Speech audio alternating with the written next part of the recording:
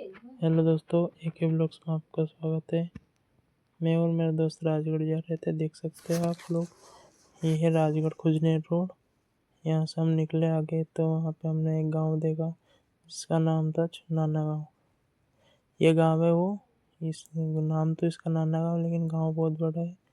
इसका आगे हमने देखा कि ये खेत में गेहूँ बो रखे थे। ये जंगल टाइप था। ये सामने माँ जालपा मंदिर है। इसके बाद एक कॉलोनी है राजगढ़ में। हम बाहर देखते थे, इसके बहुत अच्छा नज़ारा है इसका।